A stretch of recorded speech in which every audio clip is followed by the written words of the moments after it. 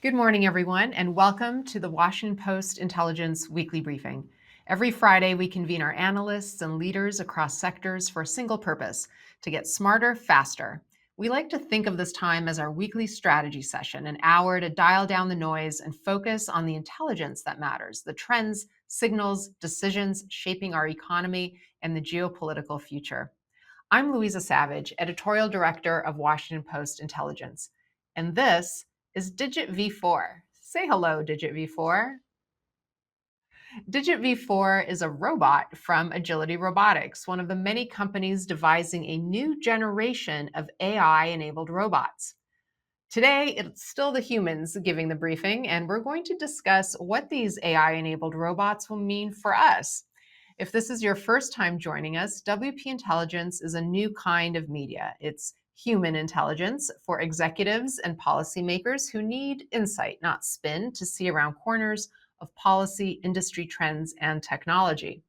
Our subscribers receive concise intelligence reports with actionable recommendations across AI and tech, energy and climate, global security, and soon to come healthcare, a graphics library, exclusive interviews, and these live interactive briefings where we pressure test important developments that are changing the business and policy landscape. Today, we're going to look at this new era of robotics. We've all been focused on generative AI and chatbots, but AI in the physical world promises to be transformative for business, for manufacturing, and even for our daily lives. So, to help us navigate this very fast-moving landscape, we are turning to three expert humans. Jason Dean is our WP Intelligence lead AI and tech analyst based in San Francisco. Daniela Rus is the Andrew and Erna Viterbi Professor of Electrical Engineering and Computer Science and Director of the Computer Science and Artificial Intelligence Laboratory at MIT. Her research interests are in robotics and artificial intelligence, and especially the science and engineering of autonomy and intelligence. She served as a member of the President's Council of Advisors on Science and Technology, the Defense Innovation Board, and as a U.S. expert for global partnerships in AI. She's also co-authored several books, including The Heart and the Chip, Our Bright Future with Robots, and The Mind's Mirror, Risk and Reward in the Age of AI. And Brendan Schulman is Vice President of Policy and Government Relations for Boston Dynamics, one of the very cool companies leading the development of agile robots that autonomously navigate uneven terrain, stairs, and even doorways using their legs and arms. He works on a wide range of policy and ethics issues relating to the integration of beneficial robots into society, and has long worked on policy issues raised by emerging technologies. So welcome, Brendan, and thank you all for being here. Thank you. This is a really exciting topic. We've had a ton of interest in it and a ton of audience questions. So I just want to tell our audience how we're going to organize this conversation. First, we're going to talk about how AI is transforming and accelerating the robotics boom. Second, we'll dive into the industries that stand to be transformed and what the potential economic impact could be, including obviously on jobs and labor. Third, we're going to discuss competition with China and the US policy response to that. And as always, we'll discuss how business leaders and policymakers should navigate this moment. So I'd like to thank our audience for all the questions you sent in ahead of the briefing, and we've used them to shape the conversation. But I'd like to remind you that throughout the conversation, you are invited to drop your questions and comments into the chat, and we'll take them here on the iPad if they're relevant as we go along. So with that, let's dive right in. Very exciting moment. And Jason, you've just published a new report, and you really did not mince words. You wrote that artificial intelligence is revolutionizing robotics, and that even by the standards of the AI boom, the hype around robots is extraordinary, with some tech leaders forecasting multi-trillion-dollar markets just for humanoid robots. So what is going on? What is the state of play? Yeah, it is fascinating. In essence, the advances in AI, including some of the same that have delivered chatbots and video generation apps, are also driving new ways to make robots work. Before this, humans have had to effectively to program robots' actions, writing, essentially scripts for what they should do. And new models are enabling robots to learn skills and process sensory input so they can react and adapt in the world. It's kind of putting the auto in automaton. Uh, that's enabling really remarkable new progress, and also, as you noted, ushering in new levels of hype and excitement. So folks like NVIDIA CEO Jensen Huang are predicting humanoid robots alone could be a multi-trillion-dollar market. Elon Musk is betting the future of Tesla on their Optimus robot, predicting that will be the biggest product in the history of mankind. So there's a lot of genuine progress, and then a lot of excitement, and we don't know how long it's going to take to get to that level. Right. So, Daniela, you're right in the middle of this technological moment, but you've been working on robots and artificial intelligence for a very long time. Tell us from your perspective, how do you see this moment? How significant is it? And is all this hype Mhm. warranted? This is indeed a very special moment in the development of AI and robots. And we have seen so many exponentials that are advancing both the platform, the hardware of the machine, and the brain, the software of the machine. When you think about a robot, you have to realize that the robot contains a body and a brain. The robot can only do what its body is capable of doing. But if we do not have the brain that is capable to drive the body to do what it's meant to do, we have just a mechanism. And so at this point in time, we see extraordinary progress in designing new kinds of robots, in building hardware that is designed in our own image. And we have to ask ourselves, what does it take for those really exciting and complex robotic platforms to deliver on their full potential? I just before I answer my question, I also want to say that there is a wide variety of robots that the community is developing. We are fascinated by humanoids, by robots inspired by the human shape. But there are so many other shapes and materials that we build robots in that do useful work and ultimately are meant to support people with cognitive and physical work. Now, with respect to the humanoid field, there is a lot of enthusiasm right now, and part of it is fueled by the availability of new humanoid platforms from a variety of companies, both US companies and China companies, and a few companies from other countries around the world. And we have to actually take this enthusiasm with a grain of salt, because the robots are not ready to act like our butlers, or like the images that we have seen in cartoons and in science fiction. Humanoids are very complex mechanisms and that are generally difficult to program and to control. We see online a lot of great successes, but for every great success, there is also a wide range of failures that have not been captured in video. So number one, humanoids are complex mechanisms, and we need to continue to develop how we control them. Number two, we talked about the synergy between body and brain. And right now, the kind of tools that we have available to program the brains of these robots to learn are very much the same tools that are used in the digital space. But those tools do not understand physics. They do not understand common sense. They do not do spatio-temporal correlations. They make mistakes. So basically what I'm trying to say is that to get robots, to get AI to control robots better and to get those robots to reason better, AI has to get better. And AI has to evolve to understand the physical world. I call this physical AI. And with physical AI, we can expect much greater performance. We can expect no mistakes. We can expect to have small AI engines that can run on the body of the robot. Right now, the big capable AI engines have to run in the cloud.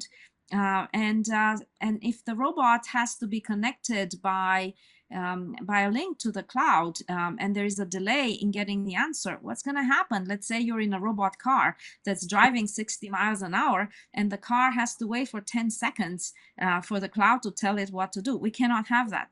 So we need the kind of AI that is small, compact, that understands the physical world, that can do that understands common sense reasoning, that can operate in the physical world. And the good news is that the community is making great progress in these directions. Absolutely. Well, thank you for that. That really helps us understand the broader context of where we are in terms of the technological development.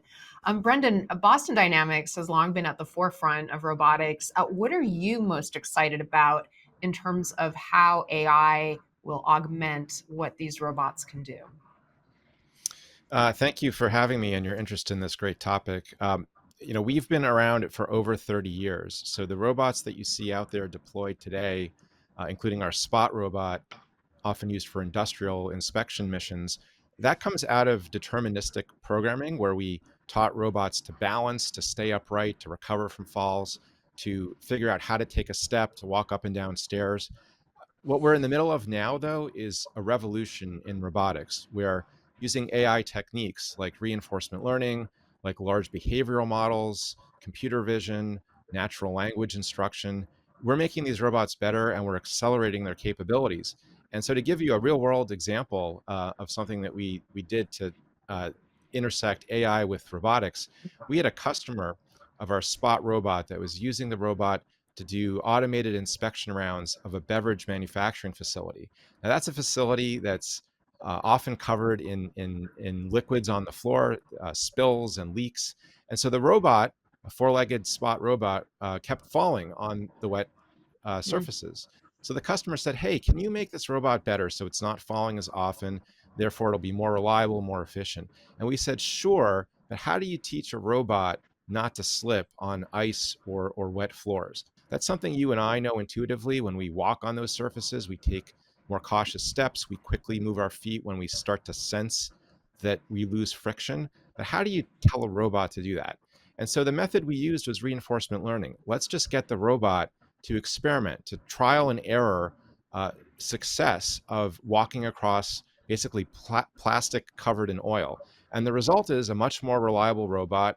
It worked brilliantly thanks to AI, and we deployed that in software to all of our customers. So now we have a robot that was already pretty useful, even more reliable and more capable thanks to AI. That's so interesting because as you were discussing that, it made me think of my little niece learning how to walk. But I guess in your case, if one robot learns how to walk, you can then just all the robots have learned in your fleet, right? That's fascinating. Jason, just to stay a little bit on the technology for one more moment, I learned so much from your report. And it seems that one key thing to understand is this concept of transformers. Can you explain what that is and why it matters? Yeah, that is a key part of it. One of a number of tools that roboticists are using to speed this progress along, and it's a link between the generative AI boom that we're all more familiar with and this burgeoning new robot era. So that's an approach that was developed by Google researchers, a new architecture for AI models that they came out with in 2017.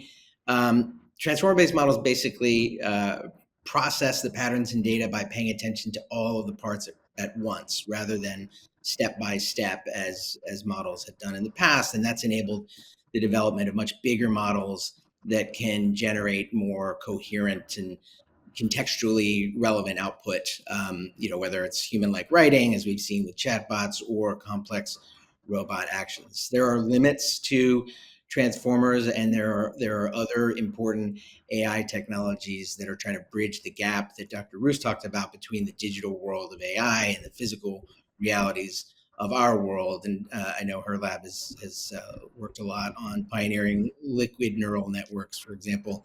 So it's really a combination of technologies, but that's one of the fascinating ones. And again, the link between the part of this AI boom that we're familiar with and the one that we're talking about today. That's fascinating. Well, Daniela, we have a couple technical questions from our audience. I wanted to throw one to you. Is the opposable thumb really duplicated? Well, the opposable thumb is very important for the theory of grasping and manipulation. And so, if we want robots to do more than drive in the world, they need to have hand mechanisms that are capable of operating in the world. And I think within the community, there are some debates about whether we want to create kind of a universal hand that is that can do many different things in the way the human hand has evolved, or it's better to have robotic hands that are optimized for tasks. And so, for instance, let's say you want to automate lab operations. Maybe you want to operate syringes and pipettes. And so, do you want a big universal hand to do that, or is it better to have a kind of a three-finger hand where two fingers hold the syringe and one finger pushes on the syringe, and then for the pipette you have two fingers holding the pipette and two fingers squeezing? And so we continue to have debates about whether it's better to do task optimized configurations or more universal configurations. And this is actually a very exciting research space right now, because also in order to get robots to be better, they have to be better manipulators. They have to be better at understanding the dynamics of the task that they have to do, the forces and the torques that they need to exert. Mm-hmm. So just to close the loop on that, where are we with the opposable thumb? Is that something we've figured out or not quite yet? Yeah, we absolutely have robotic hands that are inspired by the human hand. In fact, at MIT CSAIL, I would say that everyone in robotics has built a wide range of robotic hands, and many of them are inspired by the human hand. For instance, in my research group, we have soft robotic fingers that have even a kind of a stylized bone structure inside, and the opposable thumb is absolutely needed in order to grasp solidly, robustly objects. So yes, we have those hands. The question is whether those hands are the best hands to have for our machines, or is it better to have a wider range of robotic hands that are optimized per task, and that maybe you can swap in and out of your robot, sort of like you might swap gloves, depending on how you want to wear them. And so these are two different thrusts of research. Fascinating. So here's two questions. I'm going to throw them to you, Brendan. They're sort of getting at the same point. So one person asks, given the advances in AI eventually leading to AGI, or artificial general intelligence, what guardrails are in place to prevent humanoid robots from harming humans, even if unintentional? And a second person is a little bit more worried. What are the possibilities that these robots can actually become out of control and take over human society? So let's just go right there. This question comes up a lot, as you might imagine. We've all seen the science fiction movies and TV shows, Black Mirror, Terminator, etc. And certainly when you put a robot into a human form, a humanoid form, you start to envision those nightmare scenarios even more than you would if it had wheels and looked like a box. But a lot of that is really fantasy. These robots are not positioned to make independent decisions, to think for themselves, or to take action against humans. So I think we can put the far-fetched Skynet scenario out of mind. However, we do appreciate the ethical issues regarding harm to humans, and that includes both safety in the workplace, So we are, together with industry, working at ISO to develop new safety standards for these dynamically stabilized AI-powered robots. That is something that's important. We actually are also calling on government to lead the way with best practices for safety. And I think that, like we've done in the industry for decades, is well under control. The history of safety in the robotics industry is really quite terrific. Now, when it comes to something like intentional harm, or more like the Terminator scenario, I'm very proud to say that we've also led the way when it comes to our ethical uh, uh, requirements on the use of the robot. So right in our terms and conditions, use of the robot to harm or intimidate people is prohibited, and we also prohibit weaponization, which is not just something that you agree to when you buy our robot, but something we also have taken to state legislatures across the country. So we've been working with legislators in Massachusetts, California, and New York to develop and introduce legislation that would prohibit the use of a general purpose robot that's mounted with a weapon. So this anti-weaponization legislation that we're working on, I think, would also help address some of the concern that as robots start to appear in society, in our towns, in our workplaces, in our homes, that somehow they will be armed and pose a threat to humans. That is certainly not our vision for technology. We envision a future of robots helping people and also being safe and responsible out there in the world. Mm-hmm. May I add something? Please. Very quickly. So we can think about these very important questions in two ways. We can think about what kind of technological guardrails can be available, can be deployed, and what kind of policy guardrails can be available and deployed. And I just wanted to highlight that safety is a very big concern in the robotics technical community. And we are beginning to see technical solutions to ensure that the response from a robot system is guaranteed to be safe. Now, these technical solutions have to be wrapped in the kind of policies that Brendan just explained. So you need a combination of both. Yes. Well, let's move on to our next topic, which is sort of a combination of the opportunity that we were discussing initially, and then some of the anxiety, and that is the economic impact of robots on industries, on our jobs, on our workplace. Jason, you had a graphic in your report showing where robots are used currently. Do you want to talk us through that? Yeah, so I think the biggest impact right now is probably in manufacturing and logistics operations. So you have lots of robot arms that have been utilized in manufacturing for quite a while now to do welding, for example. They're often just doing very repetitive actions in the same exact motion, often stationary. But there are advances happening in that world as well.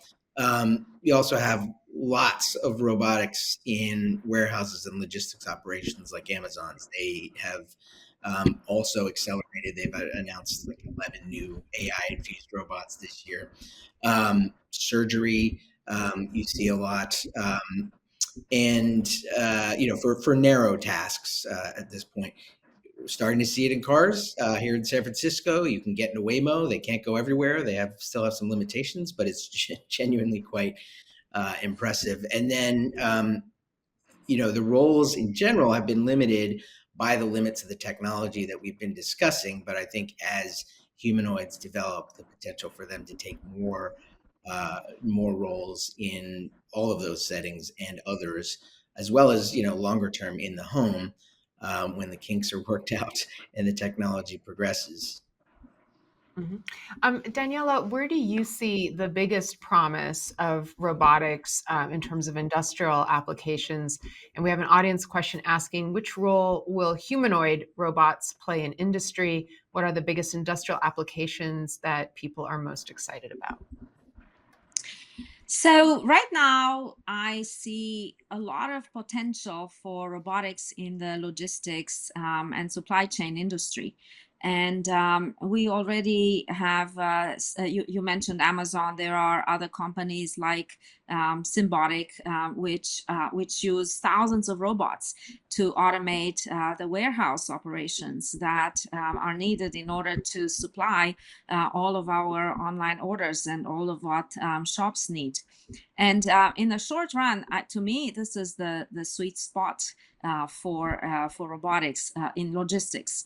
And logistics includes not just warehousing, but also hospital deliveries, port management, rail yards, factory yards. There are so many areas where robots could carry things for us. Now, as humanoids get better, manufacturing will be a really important sector for robots, in part because a manufacturing line is much more structured, much more well structured than a human-centered environment like your home. I mean, ultimately, I think we all dream about the possibility of an Iron Chef robot in our kitchens, but that is a while away. That is a long way away. In the meantime, we might have robotic assistants that could help with aging in place. And so we are very much thinking about how the robots should evolve in order to be safe and useful, both in industrial settings and in home settings.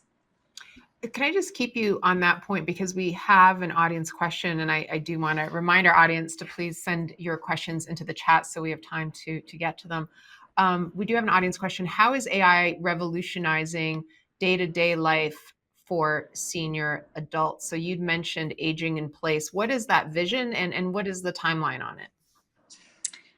Well, imagine if your grandfather or grandmother has an assistant that can watch over their daily activities, to remind them to drink water and maybe even fetch that glass of water so that they don't get dehydrated, or to remind them about taking the medicines, or to even help with light tidy up operations. I think the dream is that robots could really support people, not just the elderly, but all of us, with simple tasks in the home. As the technology gets better, we imagine the possibility of robots taking on more and more of our daily tasks. So imagine maybe a robot could give you an arm, so that you could walk from the bedroom to the kitchen without the risk of falling. And maybe even further out is the possibility of a robot that could be in the kitchen next to you to help you prepare dinner. But that is far out. That's great. I can't wait till my Roomba makes me dinner. Brendan, at Boston Dynamics, where are you getting the most industry interest for applying robotics? Really, the sectors that were just mentioned are the leading ones for us. We're squarely focused on industrial applications. Right now, the over 2,000 robots that we have out there, namely spot robots, are doing mostly industrial inspection, but they're general purpose robots, so they're also being used for public safety, including bomb squads, for example. We also have a robot in the warehouse space. So any machine that can help address difficult or dangerous or dull tasks really are the applications that are most beneficial. So the warehouse robot lifts 50-pound boxes so that people don't have to do that. That is a job that literally is backbreaking, that people hate. They want to move from that job into the warehouse to do something else. They want to be the fleet manager of the robots. So we have the warehouse applications.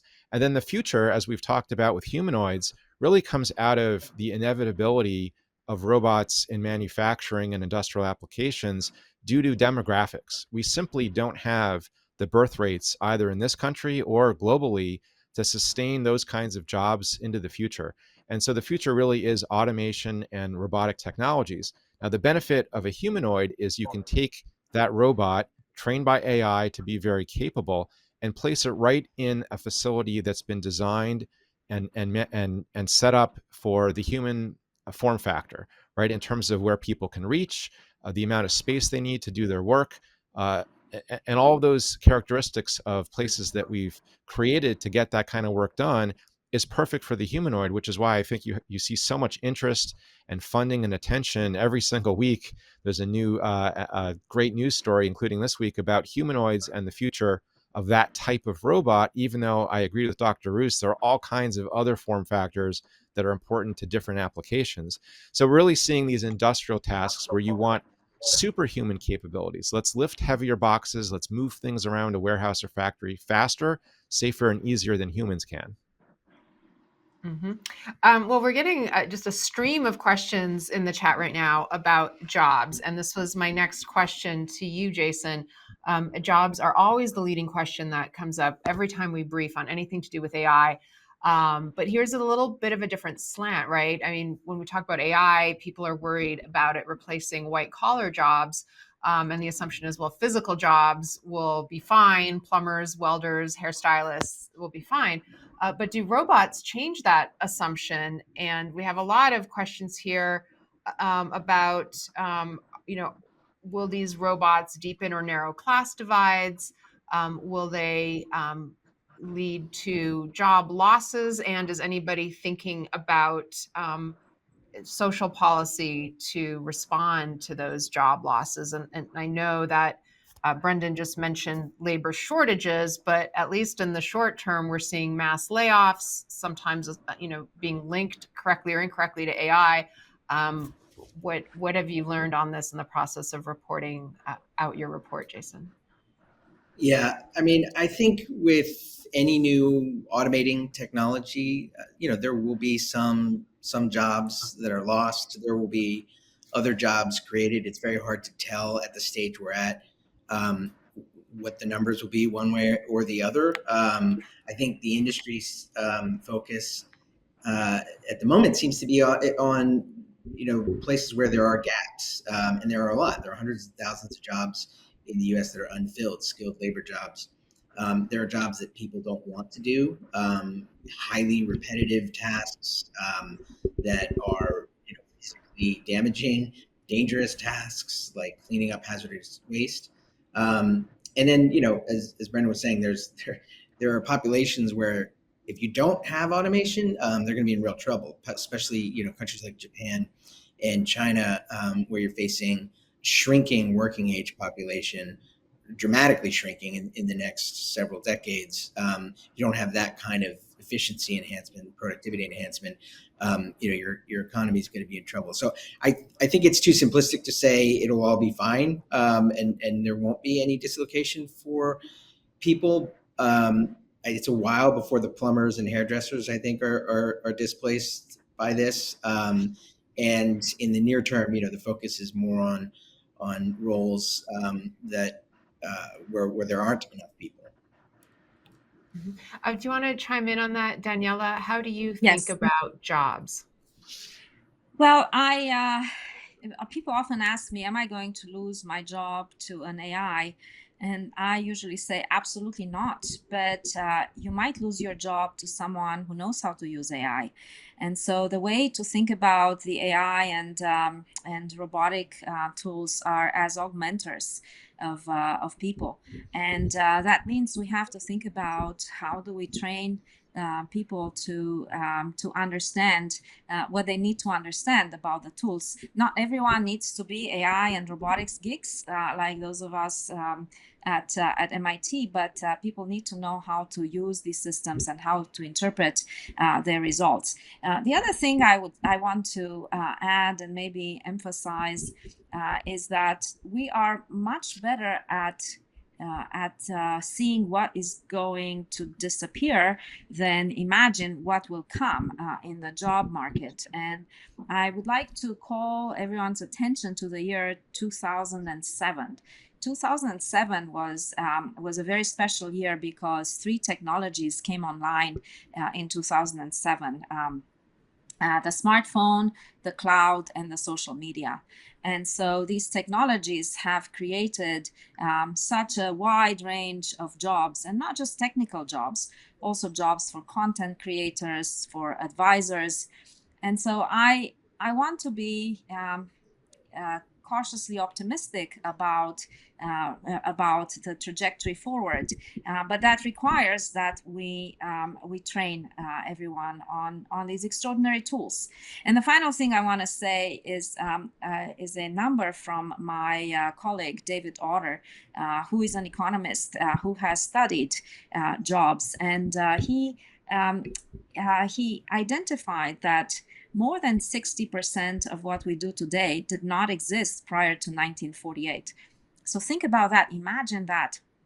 I think that we will create a very prosperous future with a wide range of opportunities for everyone. But we have to be thoughtful to make sure we get to that future.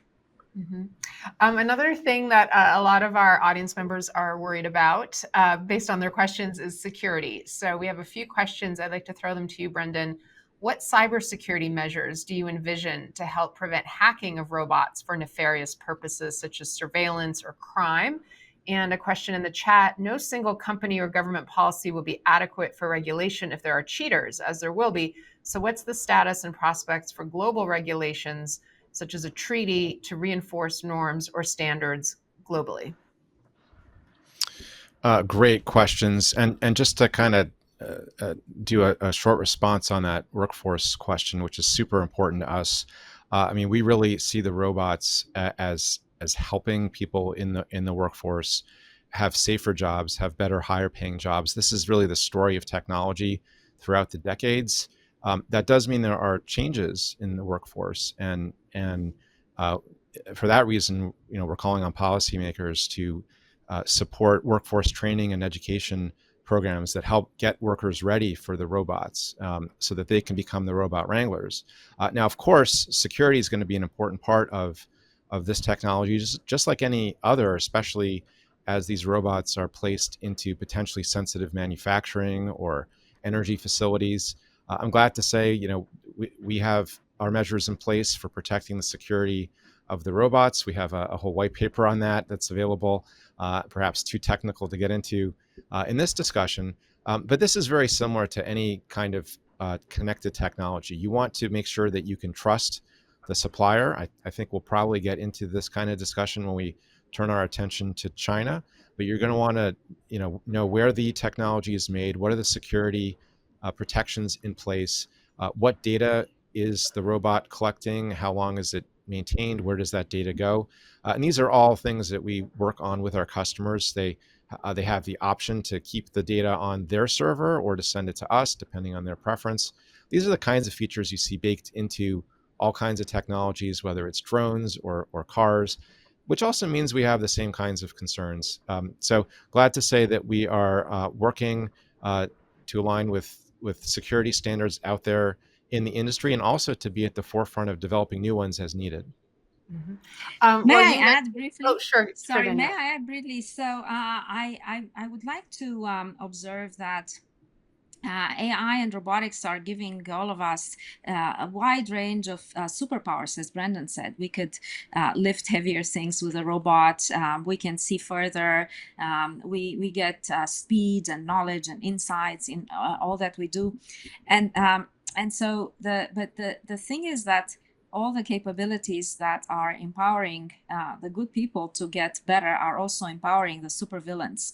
And so we have to really think about, we have to anticipate what the supervillains might be doing. And in addition to the policy questions, we can also come up with technical questions for how to ensure that the machines of the future are safe.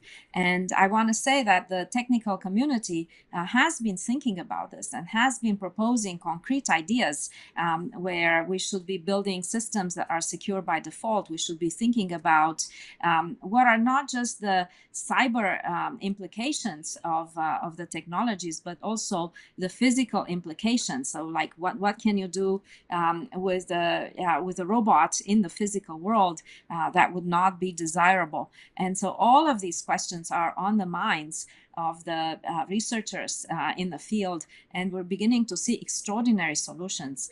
So again, this actually makes me feel very optimistic because when we combine a solid technical solution with a very solid approach to policy, we get good effects. That is very reassuring to hear, Daniela. Jason, as Brendan mentioned, the U.S. is not the only country working on this technology, and China is a big leader in this sector. Can you talk about where the U.S. stands relative to China in this robotics race, and why are we thinking about it as a race? Yeah, I mean, the U.S. has some of the most technologically advanced companies and best researchers in the world, particularly in advanced robots, humanoids, quadrupeds, new form factors. But we're not ahead on the whole. I mean, the industrial robot business is really dominated by European countries and Japan, and China, as you noted, is moving really fast. It's been very deliberate in China at the highest level. So it's been a decade at least of pro-robot policies there, state support, state financial support for the industry, as well as a potent group of entrepreneurs. That combination that has made China so successful in other areas of technology. And they're moving very quickly. I'd say, everyone I talk to, the technology on advanced robotics is not as advanced as the leading U.S. companies, but they're gaining ground partly because of the power of AI. It's a race, I think, because people see this as potentially one of the most important technologies of this century. If the abilities continue to progress the way we've been seeing, and we get to humanoid robots that are deployable in the real world in less controlled settings, the potential for that to be transformative technology is huge. And the U.S. and China don't want to be reliant on rival countries the way that, say, the U.S. has been, both countries have been in the past. That's the direction we're headed broadly in technology, for better or for worse, and is definitely the way a lot of people see it in robotics.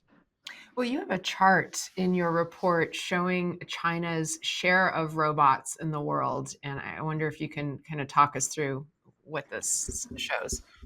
Yeah, so this is industrial robot installations. So this is kind of the use side of the equation, and they've just been soaring in China and widening the gap with the U.S. So nearly 60% of new industrial robots that were in China last year were made by domestic companies.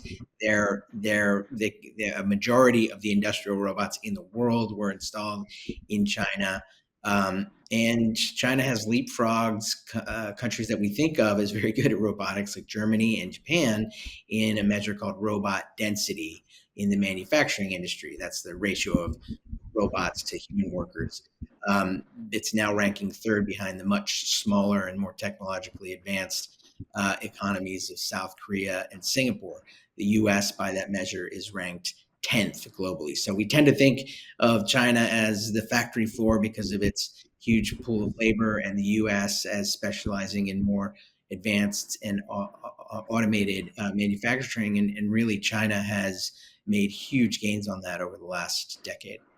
Daniela, where do you see the relative strengths of the robot technology in the U.S. Versus China? Well, I have to say that universities in the U.S. are extraordinary contributors to the development of robotics, alongside other forward-looking research labs and companies. But we have real value in our universities. We have tremendous talent. The best students in the world continue to want to be at our universities. And so we need to harness that. That means we need to make sure that the students who want to work to advance the field continue to be supported and continue to have access to the resources they need to make future progress. We also have tremendous partnerships between universities and companies.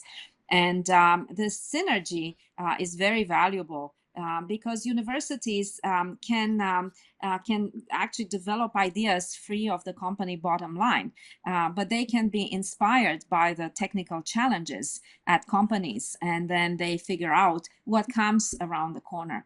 And so I would say that for us, what's important is to continue to ensure that we have the leading edge on innovation and invention in the field, and then we have strong partnerships with companies and with a VC world to take our ideas into new products, to take the ideas to the world. But just given Jason's chart showing China accounting for the largest share of new industrial robots, does that suggest that the U.S. is behind in this race, if we want to conceive it that way? Well, the US, that suggests that the US has not deployed as many robots as in China. And maybe that suggests that the manufacturing industry in the US is not using robots to the same extent to which China is using robots in manufacturing. And I think we're going to see a change in that. But on the other hand, if we look at other industries, if we look at the logistics industry, we have thousands of robots deployed in fulfillment centers. And that is an extraordinary step forward. We're going to see more robots deployed in hospitals.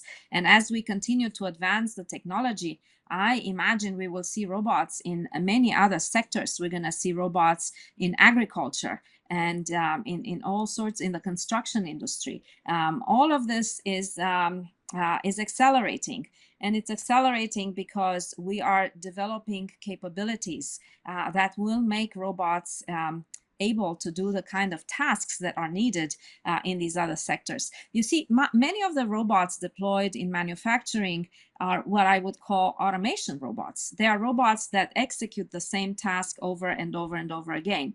They're not robots that move autonomously and adapt. They're not robots that make decisions outside the scope for which they have been programmed. But with the new AI technologies, with the developments at Boston Dynamics and other companies, with the developments at universities, we will see increasingly more capable tools that are able of adaptation, that are able to operate in less structured environments, like maybe on a farm or in a more human-centered space.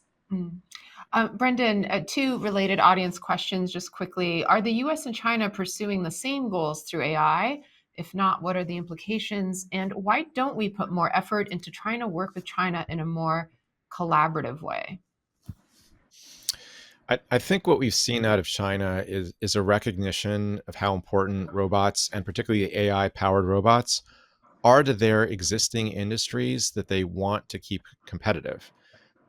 So when we think about, and actually it really relates back to the jobs question that you asked a few minutes ago, when we talk about reshoring manufacturing in the United States, that means we need to keep the industries here and the factories need to be competitive. The only way they can be competitive is to automate and to bring the robots in, because that's exactly what China is doing. And as we've just discussed, and according to ITIF, think tank in DC, China's deploying industrial robots at a rate that's 12 times the rate that we are. So they get it. They understand that to keep the other industries here and competitive, they need robots, and so do we. So that I think is why we've seen government strategies out of China going back really decades, but most notably in 2021 with a 5-year plan involving 14 Chinese government departments. And then a couple years later, the Ministry of Innovation and Information Technology said, hey, we want to dominate the humanoid robotics category globally by 2027, so we're now about at the halfway mark on that plan. And if you look at what's coming out of China lately, including humanoid Olympics and marathons and clear champions that are funded by states and Chinese local government, I think you see the clear plan is there, and they understand it. So to that last question, why don't we work more with them? I think you could ask that question on the one hand as a geopolitical question, and particularly this week with the summit um, between our president and theirs. You've got a geopolitical question to ask, which is very complicated. I think when it comes to the robots, you've got very similar dynamics as we've seen in other industries, including the commercial drone industry, the electric vehicle industry, even social media, where we're competing, and we each have our plan to try to capture market share, to try to be the technology that people use to try to make a difference in the world. And I think that's great. Competition is healthy in how we've developed technologies that really have changed the world. Um, but that's not really going to change. Uh, Yes. No, I was just going to follow up on your point about competing. One thing that hasn't been said yet, but I'm just laughing because we're getting so many questions on it in the chat, is Okay. obviously the potential military uses, right? I mean, this is an area, and we won't have time to get into that right now, but obviously there are many military applications here, and these are dual use technologies in the broadest sense. Jason, just very quickly, how is the U.S. government approaching this race? What levers does it have? And obviously we have a question in the chat about the way immigration and education policies are affecting our ability to compete. So what is the federal government's sort of answer here? Well, just to briefly touch on the point you just raised, I would urge people to go back and look at our reports on robots and drones in the military, the way the Pentagon is trying to embrace startups in the U.S. to try to close the gap there when it comes to military automation, air and sea and land. But more broadly in commercial use robots, I think on the plus side, a lot of people are in the industry are excited because Commerce Secretary Lutnick has talked a lot about the importance of robots and the importance of them, particularly as related to the administration's goal of reshoring manufacturing, and the way that can give that kind of automation can give an advantage to U.S. manufacturing if we do it right. In terms of concrete policies, there haven't been a lot, and the primary thing that we're seeing right now is a discussion of tariffs. So Secretary Lutnick initiated what's called a Section 232 investigation into the national security effects of imports of robotics and industrial machinery. And a lot of people are expecting that will actually turn into broad tariffs on those. And there's mixed feelings about that in the industry.